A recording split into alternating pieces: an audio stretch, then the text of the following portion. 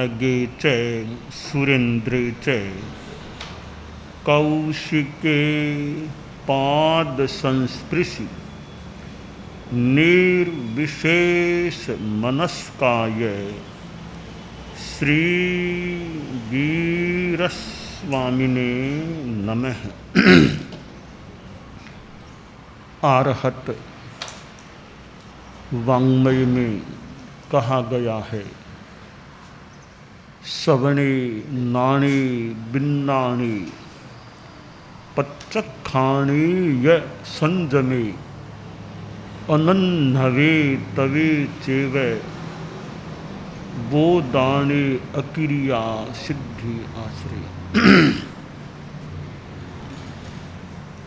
आदमी मोक्ष पहुँचे, मोक्ष तक की यात्रा के संदर्भ में एक मार्ग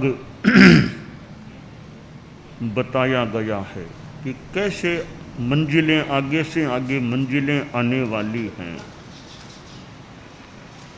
एक मार्ग बताया गया है कि साधुओं की पर्युपासना करो।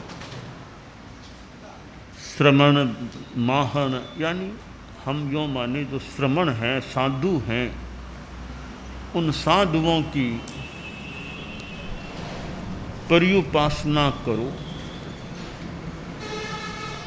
पर्युपासना करने से क्या लाभ हो सकेगा? पहला लाभ बताया गया कि तुम श्रमणों के पास बैठोगे तो हो सकता है यानी कुछ सुनने को मिल जाए। श्रमणोपासक, श्रमणों की उपासना करने वाला श्रावक होता है, उसे श्रमणोपासक कहा जाता है। श्रावक का एक नाम मान लें पर्यायवाची श्रमणोपासक, जो श्रमणों की उपासना करने वाला होता है। तो पास में कोई बैठेगा तो कोई साधु के मुख से निकलने वाली ज्ञान की बात भी सुनने को मिल सकती है। पास में बैठता ही नहीं है, अपने दूसरे धंधे में ही रहता है या नींद आदि में रहता है, उसको साधु की वाणी कैसे मिले? साक्षात वाणी का श्रवण मिलना और अथवा आजकल की जो यांत्रिक सुविधा है, सोशल मीडिया है, टेलीविज़न है, कि साधुओं के ठिकाने में तो नहीं गए,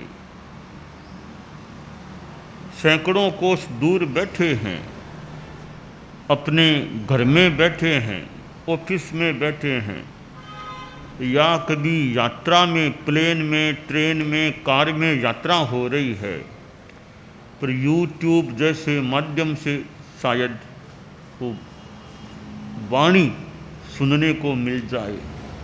तो साधुओं के ठिकाने में तो नहीं गए, मानो इनडायरेक्ट रूप में साधु आपके पास आ गए, इनडायरेक्ट रूप में। तो प्रवचन आ रहा है, सामने दिख भी रहा है कि महाराज बोल रहे हैं। तो यह आधुनिक टेक्नोलॉजी, तकनीकी की एक जो सुविधा है, उससे आज दुनिया से संपर्क कितना आसान हो गया। एक ये सोशल मीडिया के माध्यम से दुनिया भर की चीज़ें जानने को, देखने को मिल सकती हैं, परंतु वहाँ भी तो कुछ प्रयास करना पड़ेगा, तब वाणी सुनाई देगी। नींद में ही है तो वाणी कैसे, कितनी सुनाई देगी?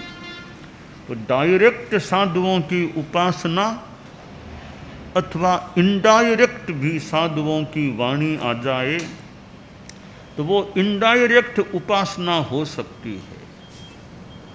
तो उससे भी सुनने को तो मिल ही सकता है, दृश्य भी दृष्टिगोचर देखने को मिल सकता है। अब सुनने को मिलना, यह साधुओं की पर्युपासना का पहला लाभ, कुछ सुनने को मिल गया।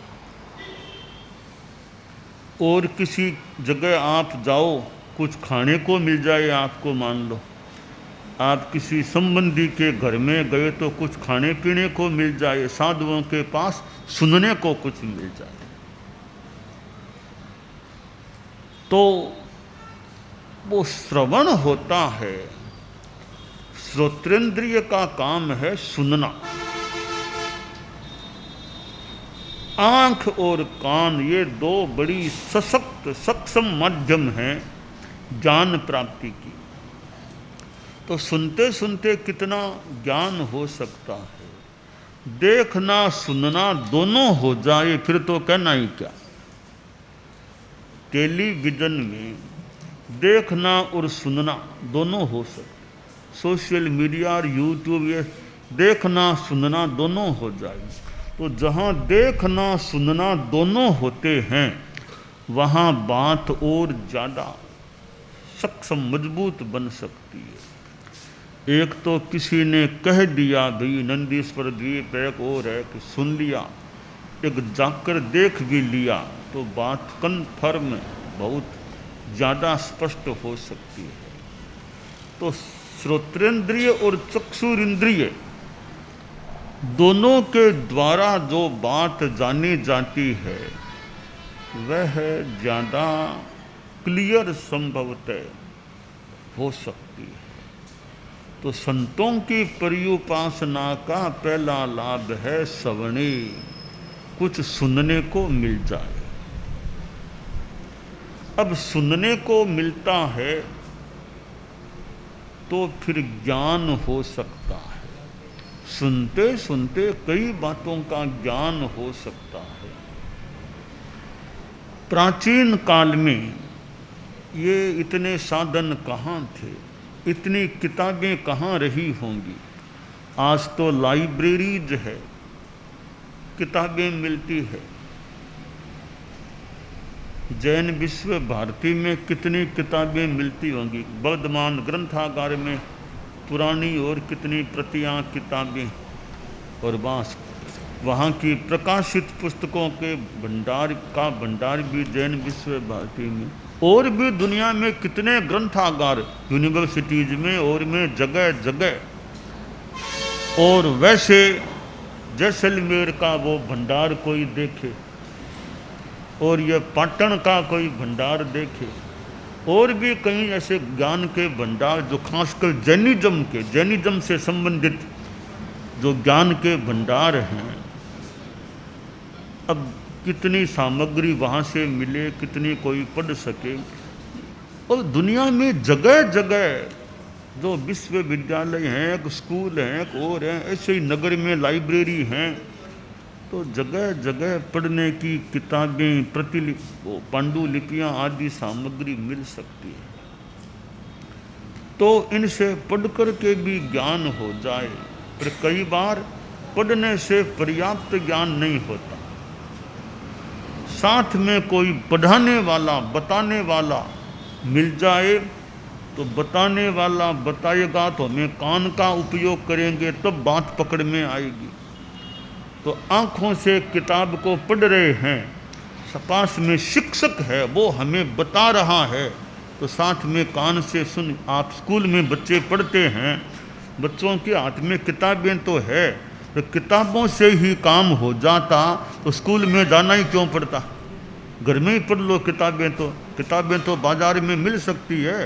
किताबें पाठ्य पुस्तकें ले आओ, पहली क्लास की जो जिस क्लास के बच्चे ला दो, रख दो, अपने आप पढ़ लो। स्कूल में क्यों? केवल अपने आप पढ़ने से सारी बात समझ में नहीं आती। तो फिर शिक्षक की, गुरु की, अध्यापक की आवश्यकता होती है।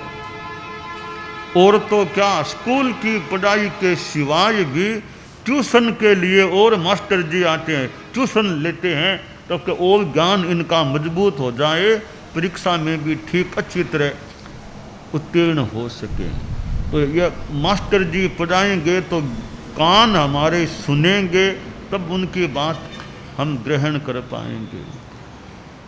तो इतनी किताबें होने पर भी आज भी कान से सुनकर ज्ञान ग्रहण करने का महत्व आज भी है। केवल किताबें पढ़ने से काम नहीं होता, ऐसा लगता है। बिना किताबों के तो फिर भी मान लो ज्ञान शायद हो जाए, पर किताबें नहीं है, दूसरे के बताने से सुनते सुनते फिर भी ज्ञान हो जाए, पर केवल देखने से, केवल पढ़ने से सारा ज्ञान होना मुश्किल भी है। आपको जो भी विषय पढ़ना है, ज्योतिष का विषय पढ़ना है, संस्कृत व्याकरण पढ़नी है, इंग्लिश ग्रामर पढ़नी है, हमारे आगम भगवती सूत्र पढ़ना है, और कोई अन्य धर्मों के ग्रंथ हैं, श्रीमद् भगवद गीता पढ़नी है, उपनिषद पढ़ने हैं, कुरान पढ़नी है, गुरु ग्रंथ पढ़ने, जो भी ग्रंथ पढ़ना है, तो साथ में पढ़ाने वाला कोई होगा तो ज़्यादा क्लैरिटी हमारे ज्ञान में। वरना भगवती आपने हाथ में तो ले ली, तो क्या मतलब, वह पूरा मतलब समझ में नहीं आया। तो पढ़ाने वाले का यानी श्रवण का, कान का महत्व आज भी, सुनकर के हम जो ज्ञान स्पष्ट पा सकेंगे वो केवल पढ़ने से। दोनों मिल जाए, किताब भी है पढ़ाने वाला भी है, तब ज्ञान की ओर ज़्यादा सुविधा। प्राचीन काल में किताबें तो नहीं रही होंगी, पर सुन सुन करके विद्यार्थी शिष्य कितना ज्ञान ग्रहण करते होंगे। तो ये सुनना एक ज्ञान प्राप्ति का अच्छा साधन होता है। सुनने से ज्ञान मिलता है, ज्ञान से आगे विज्ञान, हेय उपादेय का सारा पृथक्करण, क्या छोड़ने लायक है, क्या ग्रहण करने लायक है, वो ज्ञान से फिर विज्ञान होता है। जब पता चल गया ये पाप है, छोड़ने लायक है, फिर आदमी प्रत्याख्यान भी, पाप का त्याग करो, चोरी नहीं करूँगा, झूठ, पाप का त्याग करता है। त्याग करेगा प्रत्याख्यान तो संयम हो जाएगा, संयम होगा तो अनासन, फिर कर्मों का आगमन बंद होगा उस सीमा में। साथ में तप चलता है तो तप होगा, तो फिर आगे व्यवधान, निर्जरा कर्म झड़ेंगे, और आगे चलते चलते ठेठ 14वें गुणस्थान में पहुँचेगा तो अक्रिया, अयोग अवस्था, और फिर सिद्धि, निर्वाण की प्राप्ति। तो यह मंजिल है सारी, श्रवण, ज्ञान, विज्ञान, प्रत्याख्यान, संयम, अनासनव, तप, व्यवधान, अक्रिया, सिद्धि, ये बीच की मंजिलें हो गई, अंतिम है फिर सिद्धि। तो श्रवण से लेकर ये सिद्धि तक का पूरा रूट है, मार्ग है, कि कैसे कैसे आगे मंजिलें आने वाली। यह धार्मिक ज्ञान है। गृहस्थ भी कई अच्छे जानकार हो सकते हैं, और साधु जन हैं जो स्वयं अच्छे अध्येता हैं, स्वयं साधना करने वाले हैं, वे बड़े अच्छे ज्ञानी हैं। साधुओं की संगति करे, सत्संग करे।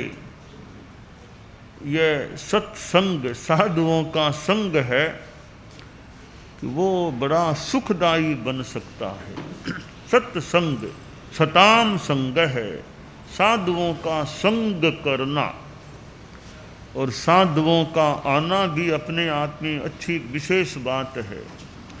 और चीज़ें आदमी को संसार में मिल जाए, घर में कई चीज़ें मिल जाए, पर साधुओं का गांव में समागमन होना, सुत दारा अरु लक्ष्मी पापी कै भी होय, संत समागम हरि कथा तुलसी दुर्लभ दोय।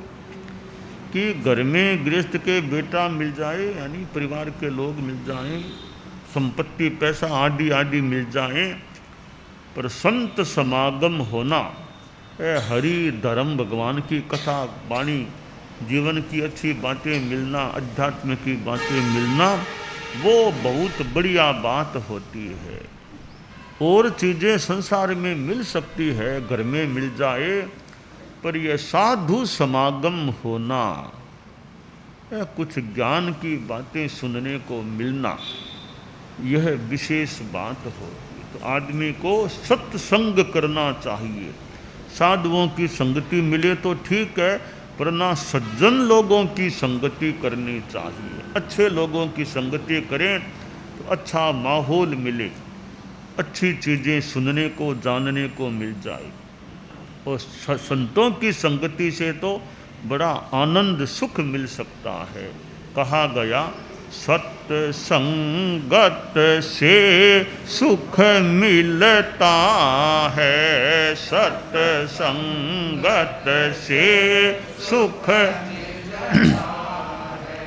जीवन का कण कण खिलता है, जीवन का कण कण खिलता है, सत्संगत से सुख मिलता है, सत्संगत से सुख सत्संगत से सौभाग्य बढ़े, सत्संगत से सत्संगत से वैराग्य बढ़े,